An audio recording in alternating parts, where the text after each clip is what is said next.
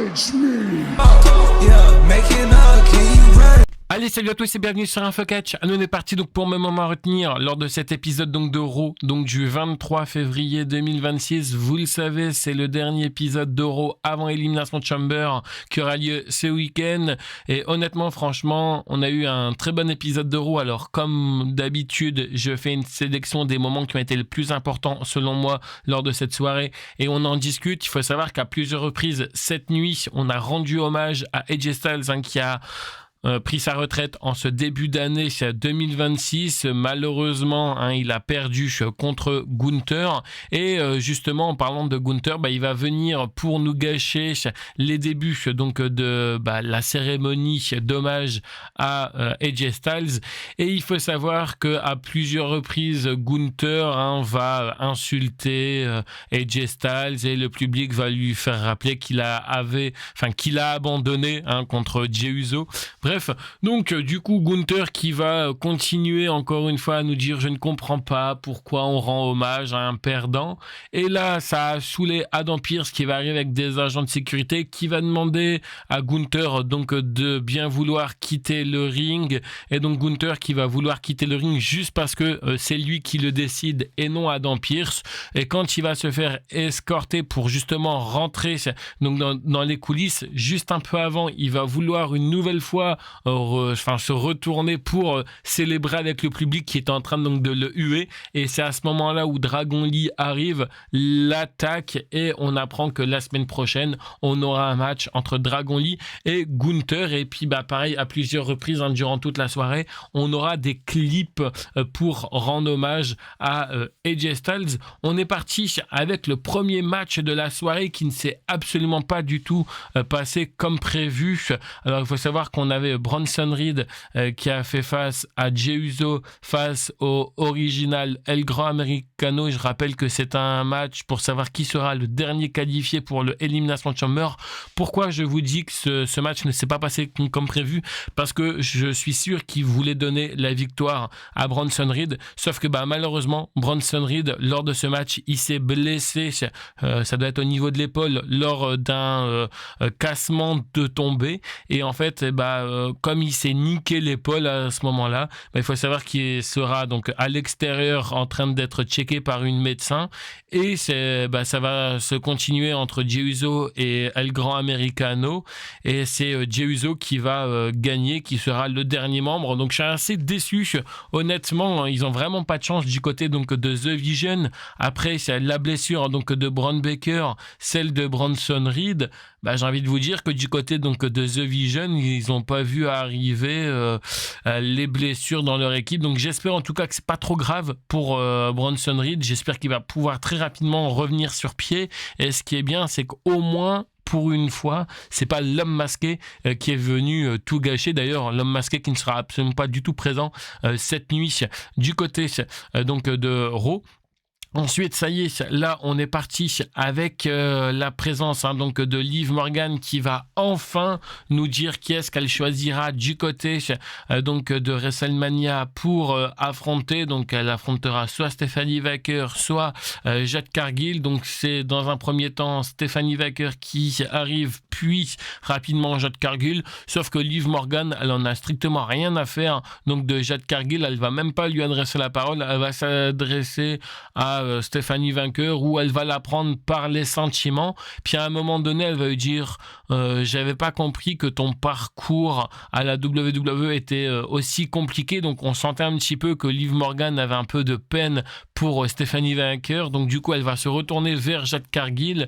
Il va y avoir un face-à-face entre Jade Cargill et Liv Morgan, mais en fait c'était une ruse parce qu'elle va se retourner, elle va mettre une benne à justement Stephanie Wacker et on comprend qu'elle affrontera Stephanie Wacker du côté donc de WrestleMania et elle va prendre la ceinture, elle va aller célébrer pour narguer justement Stephanie Wacker. Bon, j'ai envie de vous dire, on savait que Liv Morgan allait choisir Stephanie Wacker, mais c'est vrai qu'il fallait faire tout ça pour ça en fait, pour un truc qui n'a servi strictement à rien. Donc voilà, est-ce que je suis surpris? J'ai envie de vous dire que pas du tout. Ensuite, pareil, on va parler du match, enfin si on peut vraiment appeler ça un match, un rematch où nous avons eu Maxime Dupri qui a fait face à Nachi.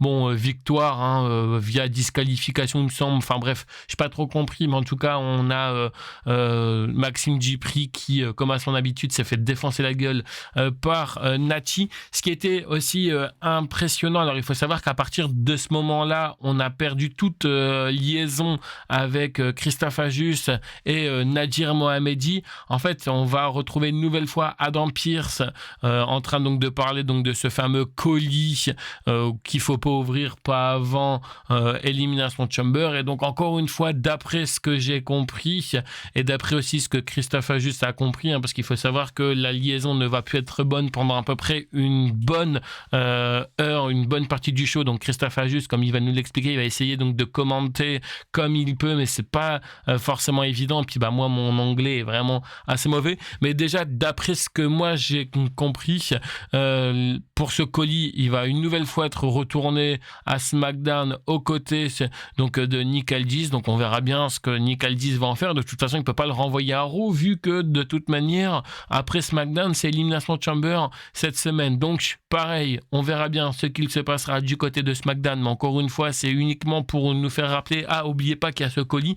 Et ce qui va être très intéressant, c'est que après ce segment-là passé, on va entendre donc un espèce donc de claquement au niveau de ce colis. Donc moi je pensais qu'il y avait quelqu'un qui était enfermé dedans et qui essayait donc de taper, sauf que pas du tout. Juste à côté de ce colis, il y avait Rusev, et encore une fois, d'après ce qu'on a pu comprendre, parce que c'est là où la liaison a été perdue, il faut savoir qu'on a eu un face-à-face entre Rusev et Obafemi, et on devrait potentiellement avoir prochainement un match entre les deux. Quand est-ce que ça sera, j'en sais rien, mais en tout cas ce Rusev Obafemi, personnellement moi je veux le voir, je pense qu'on veut tous le voir.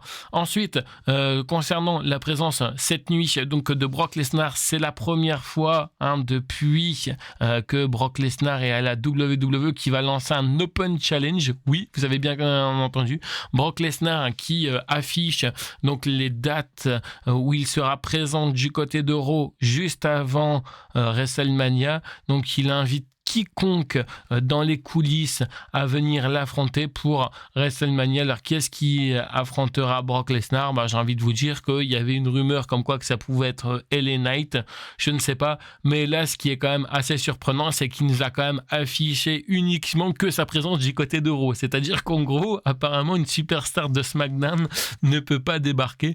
Bref, c'est assez quand même original. Alors je pense que peut-être qu'ils vont faire venir une superstar de SmackDown. Là honnêtement je peux pas vous dire, j'en ai aucune idée de qui est-ce qui va pouvoir affronter Brock Lesnar. Comme je l'ai dit, il y a cette rumeur LA Knight.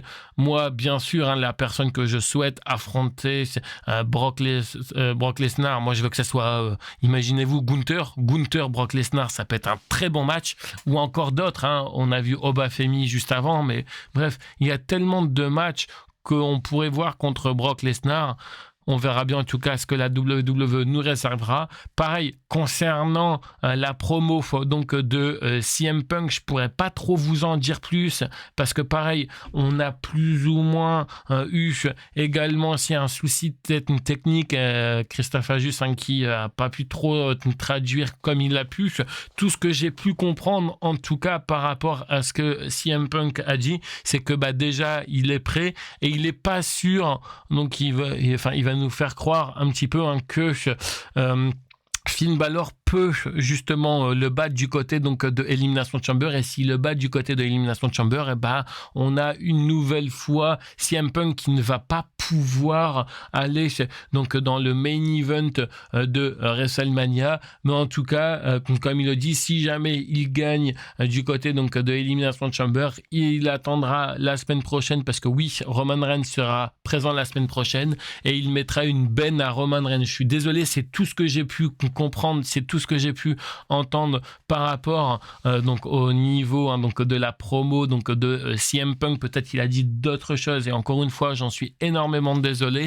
Et concernant le dernier match féminin pour savoir qui sera la dernière qualifiée pour le Elimination Chamber, on a eu Raquel Rodriguez qui a fait face à Io Sky face à Kairi Sane. Ça a été l'un des meilleurs matchs, si ce n'est le meilleur match de la soirée. Victoire de Raquel Rodriguez. Honnêtement, j'ai été surpris parce que je pensais qu'on allait avoir vraiment Io Sky qu'elle remportait. Pas du tout. Victoire donc de Raquel Rodriguez qui est la dernière membre. Bon bah honnêtement, j'ai envie de vous dire ok, pourquoi pas. Maintenant, ce qui est intéressant, c'est que parmi ces 6 jeunes femmes qui s'affichent à l'écran, l'une d'elles ira affronter Jade Cargill du côté donc de WrestleMania. N'hésitez pas d'ailleurs à me donner vous votre avis dans l'espace commentaire et moi mes pronostics arrivent prochainement. On va faire un petit récapitulatif donc de ce qu'on aura la semaine prochaine. Pour la semaine prochaine, on a 3 événements qui ont été annoncés. On aura un match où justement Dominic Mysterio remet son titre intercontinental en jeu face à Penta. Ce qui est intéressant aussi, c'est qu'on a vu cette nuit que Dominic Mysterio a essayé donc de convaincre Finn Balor de trouver une solution de comment il peut conserver son titre intercontinental. Finn Balor, il va dire clairement à Dominic Mysterio, j'ai autre chose à foutre, j'ai un match de prévu ce week-end contre CM Punk, débrouille-toi tout seul. Donc on verra bien en tout cas ce qu'il se passera pour Dominic Mysterio, mais il y a des tensions dans le Jones Monday. On sait juste en tout cas que apparemment JD McDonagh va essayer donc d'aller parler avec Finn Balor. On aura ce fameux match entre Dragon Lee face à Gunther, et comme je vous l'ai dit, on aura le retour donc de Roman Reigns. Pour le main event de la soirée, c'est tout simple, on a eu la présence donc de AJ Styles où il est venu donc pour remercier ses fans. Il a remercié également aussi sa famille et ses enfants. Tous les superstars sont venus l'applaudir. On a les lumières qui se sont éteintes, le gong de l'Undertaker a retenti et il est venu pour nous annoncer que AJ Styles sera donc dans le Hall of Fame de 2026. C'est quand même incroyable que AJ Styles soit annoncé donc dans le Hall of Fame 2026, non pas parce qu'il ne le mérite pas, c'est pas du tout ce que je suis en train de vous dire, c'est que juste l'année dernière, en fin d'année, il y a personne qui a annoncé John Cena dans le Hall of Fame, l'Undertaker qui maintenant a un nouveau rôle, c'est d'annoncer les gens du Hall of Fame. Il a fait la même chose avec Stephanie McMahon, là il fait la même chose avec AJ Styles. Par contre John Cena dans le Hall of Fame, non, on s'en bat les couilles, donc peut-être qu'il sera également aussi dans le prochain Hall of Fame ou là dans le Hall of Fame 2026, mais je trouve ça quand même un petit peu dommage. Et voilà un petit peu comment ça s'est terminé cet épisode de Raw. J'espère en tout cas que cet épisode vous aura plu. Je rappelle encore une fois que pour revoir l'intégralité de cet épisode de Raw, 2 solutions s'offrent à vous, soit en souscrivant directement à Netflix, et là vous avez la version française avec Christophe Ajus et Nadir Mohamedi, ou pour les gens qui ne souhaitent pas passer justement par une souscription Netflix, dans ce cas-là, vous avez les liens qui sont dans la description. Je rappelle encore une fois que les liens qui sont dans la description vous permettent donc de suivre tous les shows de la WWE, même le Elimination Chamber qui aura lieu ce week-end. Et mec, les liens qui sont dans la description sont complètement gratuits, mais non légaux et de préférence à utiliser avec un ordinateur et un bloc pub. Quant à moi, je vous retrouve plus tard pour une prochaine vidéo. Allez, bye tout le monde.